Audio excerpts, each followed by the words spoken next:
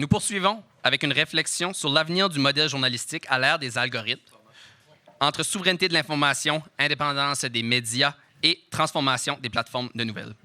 We continue with a reflection on the future of journalism in the age of algorithms, between information sovereignty, media independence, and the transformation of news platforms. Journaliste, fondatrice et rédactrice en chef de Culture Mania, analyste des enjeux technologiques et culturels, ainsi que chroniqueuse à l'émission Moteur de recherche sur ici Radio-Canada Première.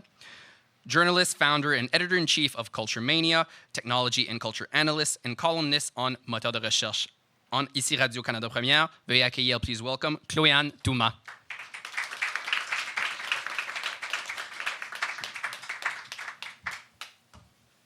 Merci beaucoup pour l'introduction. Merci pour l'accueil. Donc, oui, je vais parler de comment on veut réinventer, en fait, le modèle journalistique. On n'y est pas encore. Il y a beaucoup de propositions. Vous avez eu déjà ce matin des belles réflexions sur comment innover, comment revoir le modèle de financement sur le web. Et puis moi, je vais quand même prendre ça un peu à l'envers. Je vais vous exposer un petit peu la réalité des médias, un domaine dans lequel j'évolue depuis les dernières années. Donc, ça fait 6 ans déjà. Et puis, je peux vous dire que ça évolue pas nécessairement dans le bon sens. Donc, ça dévolue aussi, mais il y a aussi des opportunités. Donc là, ça va être d'exposer un petit peu les défis, les réalités qu'on a. Je vous ai fait une petite ligne du temps avec certains événements qui ont été des déclencheurs ou des facteurs qui ont bouleversé beaucoup de choses dans le modèle journalistique, modèle de l'information, hein, parce qu'on va élargir. Il y a aussi tous ceux qui font de la vulgarisation, tous les communicateurs. Et là, clairement, bon, on a le côté réseaux sociaux directement. On a vu beaucoup de politisation. Il y en a qui emploient un terme qui est contesté, mais ils parlent de ghettoisation des réseaux sociaux, avec évidemment les élections américaines. Donc, on a vu une rupture très claire se dessiner. Et ça a fait en sorte que, comme on est tributaire des GAFAM, donc des réseaux sociaux, beaucoup les médias au Québec, ça a une répercussion sur l'ensemble de l'Amérique. Et on le voit sur les plateformes qu'on utilise, que bon, il y a une espèce de tendance vers l'extrême gauche et l'extrême droite, surtout. Donc, quand je dis extrême, évidemment, c'est pas pour porter un jugement, mais c'est qu'on est plus dans les hémisphères que dans le dialogue au milieu. Et ça, on l'a vraiment vu dans les dernières années. Ensuite, il y a eu tout ce qui est réflexion sur la manière dont la pandémie a été gérée et on a attribué beaucoup de fautes aux médias. Donc, avec raison ou à tort, ça, c'est à vous de voir vos perceptions à travers tout ça. Il y a sûrement des choses à remettre en question, mais les journalistes ont été perçus beaucoup comme une extension des services de communication, on va dire, gouvernementaux ou bien des autorités scientifiques, des autorités en général. Donc ça a été... on a assisté à une espèce d'apogée de l'information où vraiment les journalistes, on consommait la nouvelle beaucoup. On les voyait, on les écoutait beaucoup. Et donc, on était vraiment là, mis à l'avant-plan pour parler de la pandémie, puis ça a fait comme un trop-plein. Puis c'est devenu... on a pu nous reprocher beaucoup de choses parce que ce qui était documenté, c'était souvent le même discours. Donc, on est venu à la conclusion que peut-être qu'il fallait revoir aussi notre modèle d'information puis essayer d'avoir un discours plus nuancé. Mais ça a eu comme réflexe de vraiment faire baisser la confiance du public à l'égard des institutions, incluant celles journalistiques. Puis on a vu des nouveaux mouvements d'information aussi émerger à travers tout ça. Puis après ça, bien évidemment, la guerre Ottawa-GAFAM. Puis bon, c'est tout le Parlement, c'est pas juste les libéraux là, qui arrivaient avec cette proposition de la loi C-18. On sait que ça a été poussé beaucoup par le Bloc aussi. Donc, il y a eu beaucoup de partis politiques qui ont dit, nous, on a la solution pour les médias, puis on va forcer les géants du Web à payer des redevances aux médias, puis comme ça, ben, tout va être parfait, on va faire comme ils font en Australie, etc. Ensuite, on a eu évidemment tout ce qui est essor et démocratisation de l'intelligence artificielle. Donc ça a contribué à alimenter beaucoup la désinformation. Puis ça tombait super mal parce que comme on a vu la censure des nouvelles vérifiées, on va dire, sur Facebook et Meta, etc., il y avait plus vraiment... il y avait tellement de place, en fait, pour la désinformation qu'on pouvait voir des contenus où on usurpait même les journaux. Donc, beaucoup de gens tombaient dans le panneau. Et ça a fait vraiment un effet catastrophique au Canada en termes d'information. Puis enfin, ben là, on commence à observer... on le voit avec Club, D'ailleurs, merci pour l'invitation aujourd'hui, mais on voit qu'il y a des initiatives comme ça pour mettre de l'avant des solutions qui seraient basées sur des modèles décentralisés ou qui pourraient éventuellement, qui sont hébergés ici, d'avoir des solutions souveraines qui nous ressemblent, qui sont peut-être plus en phase avec nos valeurs au Québec ou au Canada. Donc, on voit aussi une volonté gouvernementale en ce sens-là. On va en parler plus tard. Mais là, vraiment, la politisation massive des réseaux sociaux est un enjeu parce que, bon, on l'a vu, malgré la loi C-18, les médias sont encore très dépendants des plateformes, des GAFAM. Sur Facebook, en tout cas, moi, j'ai un média de 14 000 abonnés qui a été bloqué, puis ce qu'on me dit, c'est, ben là, trouve quelqu'un dans tes abonnés qui n'est pas canadien, puis donne-lui ta plateforme, donne-lui ta page Facebook pour qu'il continue d'alimenter ton média. En tout cas, alimenter ta page. Donc, on en est là. On entend beaucoup les gros diffuseurs. Eux, ils ont bénéficié un peu de cette entente-là, mais les plus petits médias ont commencé à avoir des gros problèmes. Je parle notamment des hebdos. Les hebdos qui étaient quand même très suivis. On lit le journal papier, mais il y en a beaucoup qui ont fait une transition vers le numérique parce que, bon, avec le Publisac, ça a été un enjeu. Donc, on voyait beaucoup cette espèce de transition où on va essayer d'aller rejoindre le plus de monde sur Facebook. C'était vraiment sur Facebook que ça se passait. Et puis, ben là, d'être bloqué, ça a été catastrophique pour certains médias. On sait que le journal Métro a morflé. Donc, journal Métro, ils ont fermé. Puis là, ils sont revenus, mais avec une formule, avec moins d'humains, puis plus d'intelligence artificielle pour agir comme pupitreur, comme éditeur. Donc, déjà là, il y a une transformation au niveau des médias plus traditionnels. Mais le contexte très polarisant, pourquoi c'est un problème pour les médias numériques? Ben, c'est parce qu'on va dépendre, on va essayer de pousser du contenu sur des plateformes où les algorithmes ont un agenda politique. On voit que la modération sur Meta, ben, c'est catastrophique. On a beau voir de la haine, du contenu haineux, on va essayer de le dénoncer. Puis là, il y a un robot de Facebook qui va dire on ne voit pas en quoi ça contrevient au règlement, donc désolé, on n'a pas retiré le commentaire qui est pourtant une menace de mort évidente. Donc, on assiste à cette espèce de climat très toxique là, qui se renforce. Et donc, ça ne peut pas fonctionner. Il nous faut des plateformes qui vont faire de la modération, qui vont être en phase avec des valeurs et surtout qui ne vont pas dépendre d'algorithmes qui ont un agenda caché. Ça prend plus de transparence. Et c'est là qu'on se rend compte de ce besoin-là.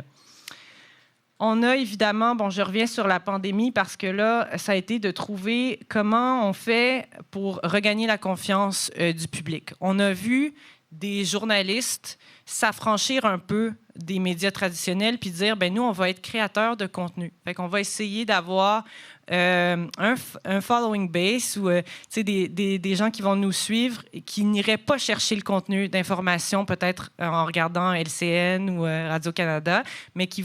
il y a quand même un vide à combler. Fait qu'on a assisté beaucoup à ça, de voir des gens comme Alexplique, donc Alexandre Drolet, qui fait quand même un très bon travail de vulgarisatrice des contenus nouvelles, mais ça ne fait pas l'unanimité, parce qu'évidemment, on doit trouver un modèle de financement. On a évidemment, bon, la loi C-18, on en entend parler récemment que peut-être que M. Carney va essayer de négocier, puis faire en sorte qu'on réapparaisse sur Facebook. La situation, c'est qu'il y a eu une entente qui a été négociée déjà avec Google. Donc, normalement, il y a des médias qui ont déjà commencé à recevoir des redevances. Mais ce qu'on n'explique pas, c'est que c'est beaucoup les gros diffuseurs, les gros groupes de presse qui ont pu bénéficier de ça. Tous les petits médias qui ont rempli le premier formulaire pour faire partie de l'entente, qui ont été bloqués eux aussi sur Facebook, ils n'ont pas été approuvés pour la plupart. Il y a beaucoup de médias qui n'ont pas été approuvés parce qu'à chaque fois, on changeait. C'est un organisme qui a été nommé là, par le CRTC qui approuvait les demandes des médias de faire partie de l'entente puis d'avoir des redevances. Mais ça allait au nombre d'effectifs qu'ils avaient. Donc, si tu as une petite rédaction, là, puis tu es bloqué sur Facebook, fait que tu as perdu beaucoup de trafic pour aller vers ton site web. Puis en plus, ben là, tu n'es pas approuvé à chaque 2 mois, on t'envoie un formulaire. Finalement, on a changé les règlements. On va voir si vous vous qualifiez comme média. Là, ça veut dire 1 an, 2 ans de perdu sans générer d'argent à partir de, pour tes annonceurs qui payaient pour le trafic qu'il y avait en ligne. puis tu bénéficies même pas des ententes qui vont peut-être tout de suite faire de l'argent à Québécois ou à Radio-Canada. Donc ça, c'est quand même un gros enjeu. Et évidemment, l'intelligence artificielle, l'essor du deepfake, donc l'hypertrucage, ça a été vraiment le Graal pour beaucoup de monde qui ont pu expérimenter. Tu sais, ça a amené beaucoup de positifs aussi. Les journalistes utilisent aussi l'intelligence artificielle, que ce soit pour traduire des entrevues audio en texte. Donc, je sais que c'est utilisé aussi des fois pour faire du pupitrage, pour essayer d'améliorer les titres en édition, etc. On ne va pas être hypocrite. Moi, comme journaliste spécialisé en tech depuis les dernières années, même si j'ai commencé comme généraliste, c'est un filon, hein, parler de l'IA. Tout le monde veut parler d'intelligence artificielle. Donc, qu'est-ce qu'on fait comme journaliste? On teste ces IA-là, puis on montre qu'est-ce que ça permet de faire, puis tout ça. Fait que on montre un peu, c'est une forme de cannibalisme parce qu'on a beaucoup parlé de l'intelligence artificielle, puis c'est très démocratisé maintenant, donc c'est vraiment très facile d'y avoir accès à ces outils-là. Puis ce qu'on a vu, c'est qu'on a on a très facilement pu usurper l'identité de personnalités, qu'elles soient politiques, qu'elles soient justement présentatrices de nouvelles. Faire des faux bulletins de nouvelles, c'est très facile maintenant. Donc, est-ce que l'avenir du bulletin de nouvelles, ça va être ça? Ça va être d'avoir des robots qui prennent notre place puis qui font les contenus? Je pense qu'il y aura toujours de l'humain derrière, mais il est possible que l'expérience pour l'audience ou le public soit différente, puis qu'effectivement, on déshumanise un petit peu ça, puis qu'on ait des nouvelles interfaces pour l'édition. Ça commence à déjà intégrer le marché depuis quelques années, d'avoir des robots qui décident pour vous, qu'est-ce que vous allez voir sur vos plateformes qui poussent le contenu de nouvelles. Donc ça, c'est déjà intégré. Maintenant, c'est de voir si la création de contenu va être bien vérifiée à la fin. Donc ça, c'est quand même un enjeu. Et heureusement, on a des initiatives. On a vu récemment, ça c'est Gilles Bélanger là, qui est notre ministre de la cybersécurité. On a vu beaucoup d'initiatives récemment, le gouvernement qui met son pied à terre puis qui dit là, on va commencer à travailler pour la souveraineté numérique et culturelle. Avec des projets de loi adoptés, le projet de loi 109, tout ça. OK, c'est bien le fun, tout ça, mais quand tu lis ça, c'est quand même assez symbolique. Hein? Parce qu'on dit, on va essayer d'encourager. Tu ne peux pas forcer, hein, parce que je vois mal comment on mesure ça, mais on va essayer d'encourager les organisations à utiliser des solutions locales, à moins dépendre des solutions étrangères pour leur hébergement, pour les contenus vidéo, etc. Mais derrière, est-ce qu'il y a eu du soutien pour Club, qui était le réseau social québécois basé sur Mastodon, qui était décentralisé, qui est une superbe initiative citoyenne, qui part sans avoir nécessairement des moyens. C'est vraiment quelques génies qui se mettent ensemble et qui décident qu'ils veulent contribuer. On n'a pas eu de soutien pour ce projet-là. Je me rappelle quand ça a été annoncé, moi, j'ai demandé tout de suite une entrevue à Philippe. J'ai dit, let's go, on va en parler de ce... Puis ça a eu beaucoup de résonance, hein, quand même. Il était invité partout, à la télé, à la radio pour en parler. Moi, je sais que c'est l'article qui a le plus intéressé notre audience, notre lectorat, quand c'est sorti sur les connecteurs. Et on aurait aimé qu'il y ait quand même un appui. Il n'y a aucune institution qui a les moyens, qui s'est levée et qui a dit on va soutenir cette initiative-là. Il n'y a aucune solution de rechange non plus qui est proposée. Donc, de dire on va vous taper sur les doigts si vous ne faites pas ça, si vous ne faites pas cette transition-là, mais on ne vous donne pas la destination de la transition, c'est problématique. Donc ça, franchement, je crois qu'il y a un gros retard. Et là, aujourd'hui, on a ces défis-là. On a le modèle de financement avant tout. Trouver l'équilibre entre, je dirais, l'indépendance journalistique et le sponsorship, donc trouver des commanditaires, avoir des annonceurs. C'est jamais totalement neutre. Quand on a un modèle qui dépend de subventions, on est critiqué. Quand notre modèle dépend des annonceurs, on est critiqué. On le sait avec... je parlais d'Alexplique. Alexplique a fait une vidéo récemment, où ça fait peut-être quelques semaines ou quelques mois, où elle disait j'ai trouvé un moyen de me financer, j'ai Beneva qui va me soutenir. Oui, j'entends, il y en a qui s'en souviennent de ça. Bon, fait que moi, sur le coup, ça ne m'a pas dérangé plus que ça, mais j'ai vu les commentaires, puis j'ai vu d'autres gens qui ont été très médiatisés, des acteurs dans le paysage, le landscape médiatique, qui ont beaucoup critiqué ça, qui ont fait des lettres, sont sortis avec une lettre, et voilà, le mythe elle explique est fini. On a vu que finalement, elle n'est pas mieux que nous autres, elle n'est pas mieux que les médias traditionnels, elle n'est pas mieux que personne, elle a besoin de faire l'influenceuse pour financer ses affaires, puis elle s'en cache pas. En fait, le but, c'est d'être transparent.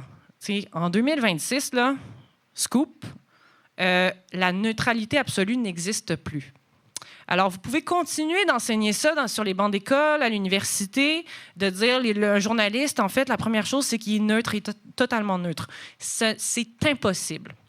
Tout simplement parce qu'on aura toujours des biais, on aura toujours des experts à aller solliciter plus que d'autres parce que c'est eux ou c'est leur organisation qui, dans le contrat, OK, on va financer ton journal, mais en échange, quand tu as besoin d'un expert pour parler de tel sujet, c'est nous que tu appelles. C'est toujours comme ça, c'est comme ça depuis la nuit des temps. Par contre, quelqu'un comme Elle explique ou Alexandre, elle est transparente là-dessus.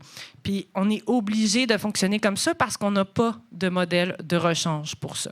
Il y a moins de subventions, puis c'est correct, je veux dire, les gens ne veulent pas payer pour consommer la nouvelle. OK, parfait. Ils veulent la consommer, mais ils ne veulent pas payer pour. Donc, le modèle qu'on a actuellement, c'est d'aller chercher dans le privé. Je vous donne un exemple. Je faisais des émissions « Ça change la vie » et c'est plus clair, c'est des émissions de plateau. Donc, c'est des gros portefeuilles qui permettent une émission d'envergure télé, mais pour le web, ils vont payer dans les 5 chiffres pour commanditer une émission comme ça. Donc, ça veut dire que la rédaction est indépendante, elle fait son contenu journalistique, mais s'il y a des invités à mettre sur le plateau, puis s'il faut remercier des commanditaires, on va aller chercher du côté des commanditaires, c'est certain, parce que c'est ça le modèle actuellement. Et on ne fait pas de l'argent avec les pubs en ligne, là, à peine. On en fait à peine. Je sais qu'il y en a qui pensent qu'on en fait avec des clics. On peut avoir quelques clics. Même 1 million de clics sur un article ne fera pas beaucoup d'argent.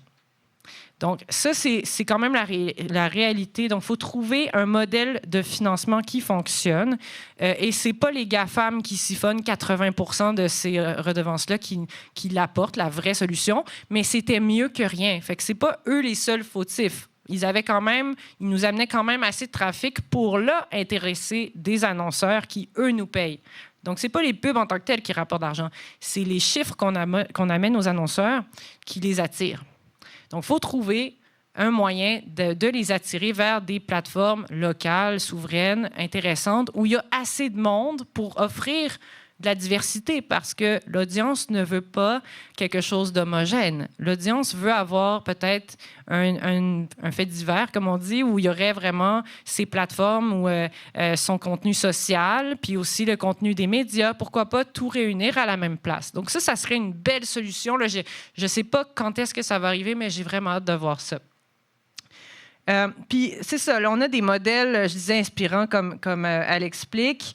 On a vraiment aussi, je sais que qui a entendu parler de la Nouvelle Place ou de Sociable ici? Est-ce qu'il y en a qui ont entendu? Oui, OK.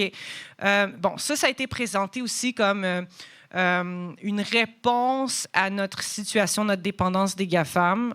C'était l'idée de créer une coopérative de médias qui se mettent ensemble, puis de proposer quelque chose de très québécois, c'est vraiment à notre image. Je l'attends depuis un bout de temps, c'est pas encore arrivé. Je suis membre, en tout cas, je fais partie des gens qui ont investi pour être membre de ça, mais je sais pas si c'est la solution. J'ai hâte de voir ce que ça va donner. Mais là, c'est qu'on a des initiatives, il n'y en a pas beaucoup. C'est les deux seules que vous voyez là que j'entends qui sont des vraies initiatives de réseaux sociaux québécois qui proposent quelque chose de différent puis qui ne vont pas être dirigés par les Américains, finalement.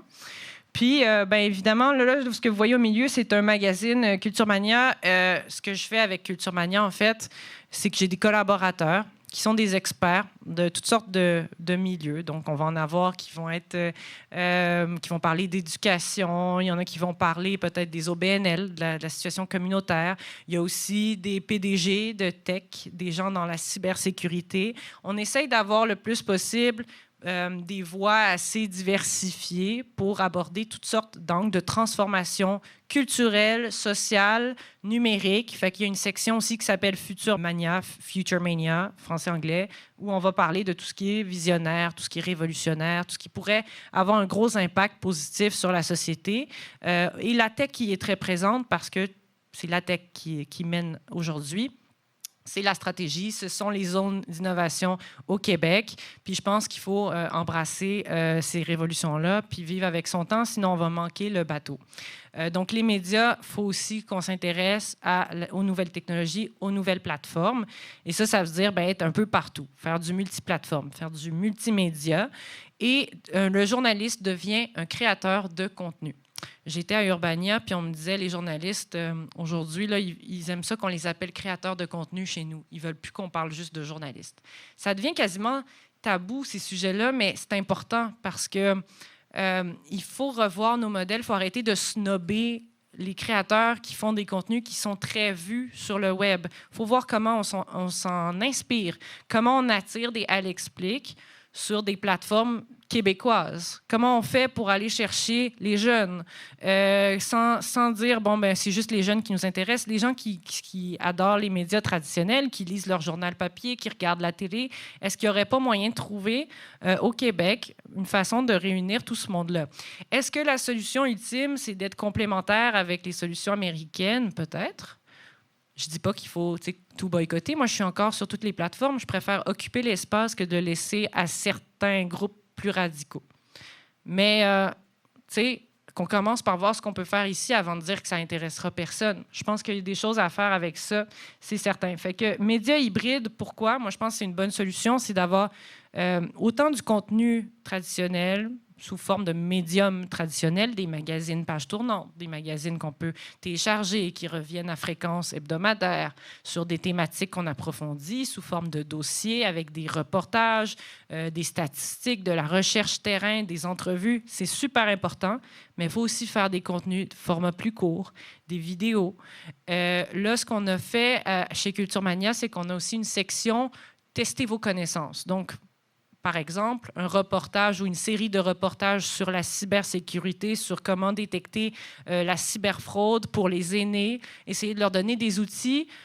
Parfait, vous êtes un OBNL ou un groupe qui travaille auprès des aînés. Parfait, faites-leur jouer à ce jeu-là qu'on a développé avec des chercheurs pour voir s'ils sont capables, dans un environnement immersif, de détecter sur une fausse page Yahoo que ce n'est pas vraiment un moteur de recherche.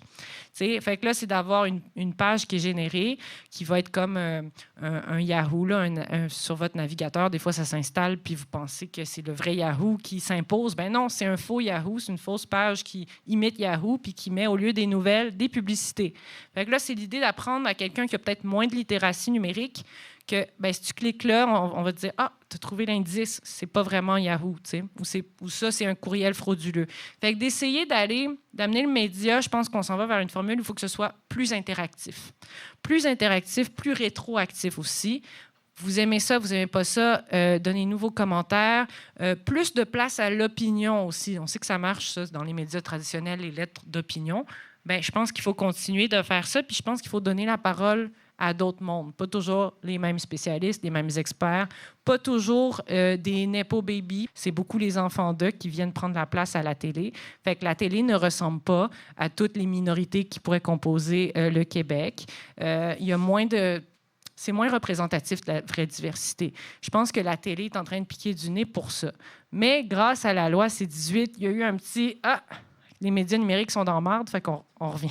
Fait que je pense qu'il faut surveiller un peu tout ça. Il y a un équilibre à trouver. Fait que je vous laisse voir un peu. Ça, c'est un exemple d'experts. Il y en a 6 ici. Ce sont des experts qui contribuent, qui font des chroniques. On a Stéphanie Vallée, je ne sais pas si vous l'avez vu dans les médias récemment. Elle a suivi tout le dossier Ça clique. Elle est citée. Donc, il y a beaucoup de mentions d'elle en lien avec le rapport Galant. Je vous invite à découvrir ça. On a Azra Hassan Efendik qui vraiment couvre tout ce qui est éducation. Donc, comment l'intelligence artificielle pourrait mieux s'intégrer le marché de l'éducation, mais de manière encadrée. Puis Mélissa Cancelier d'Humanette aussi qui fait la même chose parce que on a tendance un petit peu à, même les journalistes ont fait ça, « Ah mon Dieu, on va perdre notre job, qu'est-ce qu'on fait? » Il faut qu'on soit formé, il faut qu'on sache à quoi on a affaire. Ce monstre ou ce génie qui est sorti de la bouteille, on ne va pas le remettre dedans. Donc, comment on fait, nous, pour composer avec ça? Donc, c'est super important de voir ça. Et puis, c'est vraiment de trouver une tribune pour continuer de parler de ces enjeux-là. Parce que évoluer dans le monde de la tech, c'est beaucoup du monde qui se tape dans le dos, puis c'est donc le fun ce qu'on développe, tout ça. Mais il y a tellement de communautés à rapprocher. Puis il faut trouver le bon ton, puis rendre ça accessible. Puis il faut regagner la confiance des gens. Donc ça, c'est vraiment, je dirais, ma mission, puis c'est mon défi, puis mon équipe aussi. Il y a Oussem Chérif qui est assis juste devant là. C'était le lauréat Cybertalent 2025. N'hésitez pas à lui parler. Un génie du code qui utilise l'IA. Puis là, ce qui est intéressant, c'est que le jeu dont je vous parlais, Expert Anti-Fake, qui est là sur la prochaine slide, ça ressemble à ça. C'est vraiment une interface, c'est gratuit, puis c'est un jeu qui vise à former les gens qui ont moins de littératie numérique en matière de cyberfraude et de désinformation, de reconnaître le contenu désinformatif aussi, avec des indices. Donc là, qu'est-ce qu'on a fait? Bien, on a utilisé de l'IA pour coder une appli et on aimerait ça qu'elle soit hébergée ici. Donc là, pour l'instant, elle est sur Vercel. C'est gratuit, Vercel, mais c'est pas local. Donc, il va falloir qu'on trouve peut-être un moyen de faire des offres multiplateformes, multimédia, plus interactives. Je crois que c'est ça qu'on veut développer davantage, puis idéalement souveraine. Donc, voilà, merci beaucoup.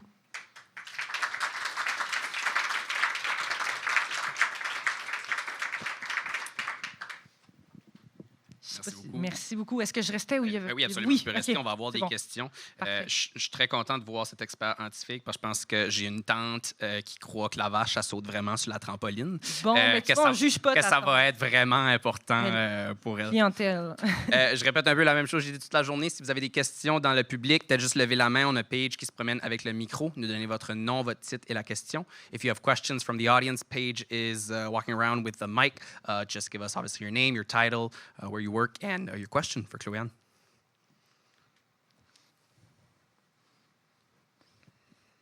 Salut, mon nom c'est Emilio. Salut, Emilio. Finalement, toi, t'es bon à ce point-ci. Ouais, ouais. Ben ouais, hein? We all know it. Ouais, absolutely. Ma question, c'est les politiciens puis les plateformes traditionnelles de médias sociaux. J'ai entendu à plusieurs reprises là, que les politiciens restent sur Twitter parce que les médias sont sur Twitter, les journalistes sont sur Twitter, puis les journalistes restent sur Twitter parce que les politiciens posent sur Twitter. Oui. Comment est-ce qu'on brise ce cycle-là? J'ai vraiment pas l'impression que François Legault va se mettre à poster sur Club anytime soon. Oui, encore moins maintenant. J'ai comme l'impression que ça va moins être le cas là. Je sais pas, faudrait que je vois si je lui propose d'être chroniqueur maintenant qu'il y a plus de temps. Je sais qu'il fait des tournées dans les universités. Mais oui, mais sérieusement, sur une note sérieuse, effectivement, les journalistes, j'en connais aussi qui restent sur X. J'ai un compte qui est sur X que je n'utilise plus. Puis je me suis posé moi-même la question, qu'est-ce que je fais? Est-ce que je veux juste éliminer mon compte, le fermer, ou est-ce que je veux garder cet espace-là au cas où? Parce que je pense que c'est important, tant que ça reste des plateformes importantes, fréquentées. Je préférerais qu'on disparaisse pas, qu'on déserte pas complètement ces espaces-là, parce que plus on les déserte, puis je dis je veux pas dire qu'on est une élite pensante ou quoi, mais plus de monde va déserter ces plateformes-là, puis on s'en va vers ce modèle qu'on disait ghettoisation des réseaux sociaux, moins il y aura de dialogue entre les groupes. Moi, j'ai tendance, en tout cas personnellement, puis comme journaliste, j'aime bien être partout. Fait que je vais être sur Club, je vais être sur LinkedIn. LinkedIn, ça, pour l'instant, le climat a un peu plus d'allure, mais il faut quand même pas oublier les plateformes où peut-être que des gens qui ont peut-être pas le même niveau d'éducation, puis qui ont peut-être leur réalité aussi, puis ont leurs connaissances aussi, qui sont peut-être pas non plus dans une tour d'ivoire. Puis je pense que c'est important de continuer d'occuper ces espaces-là. Moi, ce que je reproche beaucoup à nos politiciens qui restent sur X, c'est qu'ils ne s'intéressent pas à Club, mais qu'ils ne s'intéressent pas à soutenir Club, ni à proposer quelque chose dans ce sens-là. Parce qu'il l'aurait facile là, de faire. Quand on voit ce qu'ils ont injecté dans d'autres projets numériques, imaginez... Non, mais tu sais... Voilà. Donc, qu'est-ce que ça vous coûterait? Qu'est-ce que ça vous coûterait un peu de soutien à des initiatives comme ça? Puis s'asseoir autour d'une table, puis développer là, votre projet. Puis vous allez pouvoir dire, ah, ben la CAQ a fait ça, tu sais, super. Mais il faut que ça fonctionne. Puis il faut qu'on s'entoure des gens, de la population, qu'on sache ce qu'ils veulent. Il n'y a pas d'études de marché, tu sais. Qu'est-ce qu'ils veulent? Où est-ce qu'ils veulent consommer la nouvelle? Ça ne suffit pas d'accorder des entrevues tout le temps au même à la télé, là. Il faut s'intéresser à ce qui se passe. Puis les gens consomment la nouvelle ailleurs en ce moment de plus en plus.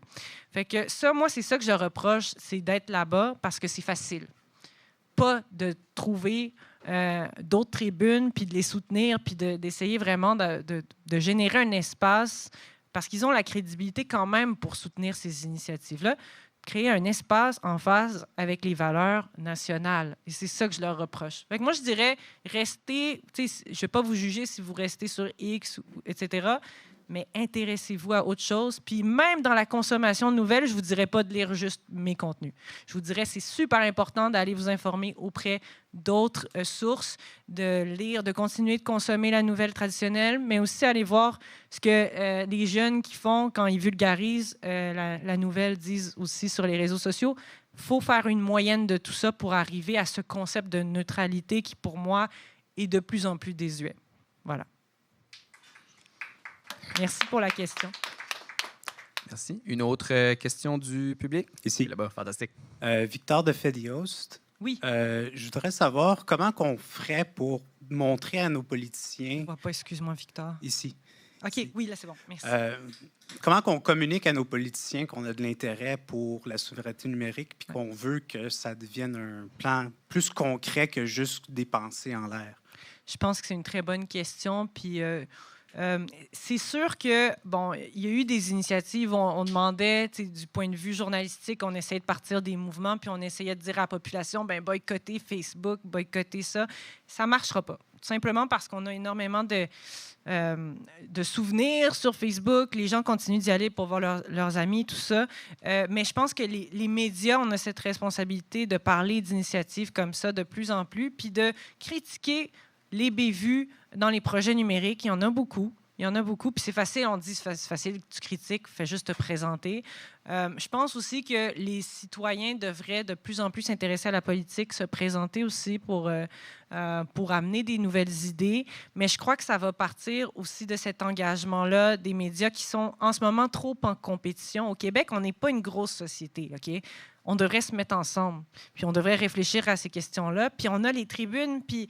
Tu sais, si je sentais cet appui-là des médias traditionnels qui, oui, ils vont tout le temps parler contre Netflix, oui, ils vont tout le temps parler contre les GAFAM, mais je ne les sens pas solidaires des plus petits médias qui, eux, mettent la clé sous la porte assez rapidement parce qu'eux, là, ils ont été les premiers à payer le prix.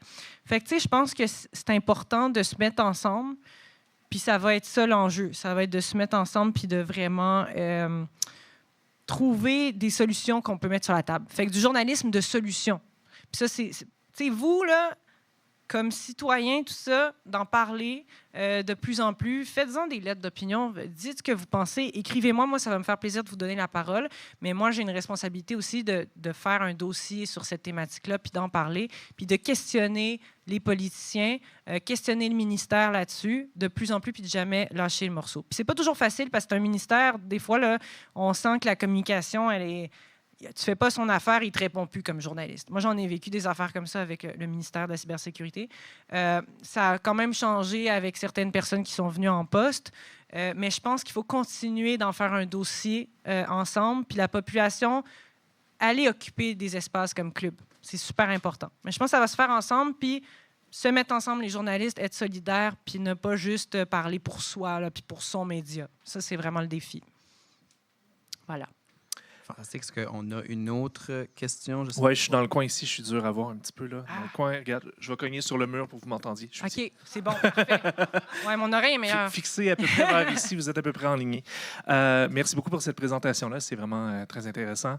Mon nom est Marc-André Mongrain. Je suis rédacteur en chef d'un média culturel qui s'appelle Sors-tu. Puis je suis aussi président d'une coopérative de médias culturels qui s'appelle Culture Cible. Oui. J'aimerais faire du pouce sur ce qu'on disait par rapport aux politiciens qui vont encore vers les anciens réseaux sociaux. Oui. Nous, il y a une des aberrations qui est un de nos chevals de bataille, c'est que non seulement ils vont vers ces réseaux sociaux-là, mais ils vont investir leur argent publicitaire dans ces réseaux-là. Oui. Et ça, pour nous, c'est complètement aberrant. Que d'un côté, on dise on veut tordre le bras des géants du web, on veut garder de l'information ici, garder nos données. Puis ensuite, ils investissent leur argent publicitaire davantage dans Meta que dans les médias d'ici, dans les médias traditionnels, mais dans les médias numériques aussi. Oui. Grand merci de le mentionner. Ça, c'est effectivement. Et en même temps, comme nous, mettons, dans le milieu culturel, la plupart des entités sont subventionnées. Puis quand on reçoit de la subvention pour faire de la promotion, on n'a même pas de quota à respecter. On peut prendre cet argent-là des contribuables puis l'investir en publicité dans Silicon Valley sans aucune conséquence. Puis pour nous, ça n'a aucun sens. Donc, je n'ai pas vraiment de questions, fait que je vais le formuler comme question. Pensez-vous que j'ai raison? Comment répondre avec un punch et une chute? On applaudit, puis... Et je veux saluer le travail que vous faites qui est exceptionnel. Honnêtement, j'adore le travail que vous faites avec toute votre équipe. Et puis, il faut le dire, ça, c'est aberrant. Le mot est excellent, je vais le reprendre. Aberrant, tu sais, je vous rejoins beaucoup là-dessus. Puis non seulement ça, puis je vois ceux qui ont poussé pour des lois C-18, là, que ce soit même au niveau provincial, là, je voyais tous ceux qui étaient pour ce genre d'initiative-là. Puis je vois après ça PSPP aller sur Facebook puis mettre ben là, je suis pas contente de tel article de la presse ou du Journal de Montréal, de copier l'intégralité de l'article puis aller le mettre gratos sur Facebook. Puis là, je suis comme, OK, mais on marche sur la tête un petit peu, là, tu sais. Fait que puis ils continuent d'investir dans la pub. Pourquoi? Parce que la pub Facebook est vraiment pas chère. Puis même pour les médias numériques, on a envie de promouvoir nos contenus parce qu'on peut booster, mettre de l'avant les contenus journalistiques. Je sais qu'il y a un modèle quand même assez présent d'articles qu'on pousse sur Facebook parce que c'est vraiment pas cher de la publicité. La seule chose, c'est que le contenu politisé, il passe pas toujours. Le contenu sur tout ce qui est scientifique, santé, les mots-clés santé, tout ça, ça passe pas dans les pubs. Mais tout le reste, on peut le mettre de l'avant puis ça coûte pas cher. Ça coûte très cher sur, mettons, un réseau comme LinkedIn. Fait que, les gens ont tendance à y aller sur Facebook faire ça, plutôt que de payer un média local, national, puis de faire de la pub là-dessus. Fait que c'est vraiment très, très hypocrite. Fait que merci de l'amener ce point-là. Puis en effet, j'ai pas de réponse à donner autre que, pourquoi vous bloquez, vous avez un discours qui est complètement déconnecté de vos actions. Vous faites en sorte qu'on soit bloqué, vous ne proposez rien, vous ne soutenez pas les initiatives qui arrivent sur le marché. Puis vous, en plus, vous continuez d'utiliser les GAFAM sur lesquels on est bloqué aujourd'hui. C'est absurde. C'est vraiment absurde. Fait qu'il faut se réveiller. Puis tous les partis, là, j'en vois pas un en ce moment qui en parle comme il faut. Fait que, à suivre. On va espérer. Mais merci en tout cas. J'anime beaucoup d'événements. Je coordonne beaucoup d'événements. C'est ma question préférée que j'ai ever entendue dans une période de questions. Ouais, merci. Ouais, bon. Est-ce qu'on a un autre membre du public? Oui, fantastique. Hi, I'm going to ask in English, but please reply in French. Don't worry. It's okay. Do you think that there's a role for reader-funded independent media in Quebec, like with platforms like IndieGraph or other platforms? I'd love to hear your perspective. Yeah, I feel like that's like the new business model has become this individual. Je sais, on m'a dit de le faire en français. C'est beaucoup maintenant, on essaye de dire aux lecteurs, allez nous suivre sur Substack, je sais pas, comme il y a des infolettres beaucoup, puis essayer d'investir dans nos médias, puis tout ça. Ça coûte cher, tu veux consommer beaucoup. Moi, je le disais, moi, je peux pas dire que j'encourage quelqu'un à lire seulement auprès d'une source, à s'informer auprès d'une seule source. Fait que, quand tu veux consommer, c'est un peu comme la télé. Il y a tellement de services différents. Qu'est-ce qu'on fait si on veut être informé, on veut être cultivé, on veut être au courant, on veut être éduqué, mais on ne peut pas payer toutes sortes de services. Moi, je continue de penser qu'il y a une responsabilité au niveau gouvernemental à trouver des solutions, puis voir comment on pourrait mieux soutenir de manière répartie les médias. Parce que les subventions vont beaucoup au même. Il y a une initiative qui s'appelle l'initiative de journalisme local. C'est Local Journalism Initiative, qui est un programme vraiment qui existe depuis quelques années. Puis ça soutient juste les journaux régionaux. Donc, par exemple, je travaillais dans les hebdos avant, puis au journal de Chambly, on payait 40 000 $ qui était une partie de mon salaire pour que je fasse du journalisme local. Puis le média recevait, par exemple, on va dire 200 000 $ pour faire une transition numérique puis faire un site web. OK. Mais concrètement, il y a plein d'autres médias qui touchent zéro de ça, qui ne font pas d'argent avec ça. Fait que je pense que c'est aussi de trouver comment rendre le funding mieux réparti, de mieux dispatcher ça, de mieux répartir ça pour que ce ne soit pas toujours les mêmes qui aient accès à ces aides-là. Fait que oui, il y a une responsabilité pour le lecteur, mais je crois que le lecteur, on pourrait déjà lui demander d'accepter la publicité. Je sais que sur Radio-Canada, on n'aime pas ça en voir parce qu'on se dit que c'est des fonds publics, mais dans l'absolu, d'avoir des bloqueurs de pub, etc., ça fait en sorte que les chiffres ne sont pas bons pour les médias quand ils veulent présenter aux annonceurs des bons chiffres. Fait qu'il faut décider à un moment donné. Est-ce qu'on veut soutenir en payant de sa poche ou est-ce qu'on veut accepter un certain modèle? C'est à vous de voir. Moi, je continue de penser que le modèle, c'est de vous informer auprès de beaucoup de sources. Puis je ne pense pas que vous avez le portefeuille pour tous les médias dont vous voulez consommer la nouvelle. Fait que c'est d'accepter un certain modèle où, oui, il va y avoir de la pub, mais on va être transparent par rapport à ça. Puis oui, on a besoin de subventions. Puis oui, on a une déontologie à respecter quand on a une carte de presse de la FPJQ. Donc non, on n'est pas vendu, on n'est pas acheté parce que c'est pas logique de fonctionner comme ça. On va pas continuer à faire notre travail si on est juste de la com. Il y a plein d'agences de communication qui font un super de beau travail. Les journalistes, on est là pour questionner. Puis ça va se voir dans le travail qu'on fait. Mais il faut faire un peu confiance aux journalistes. Merci beaucoup, Chloé-Anne. Gros merci à tout le monde. Merci.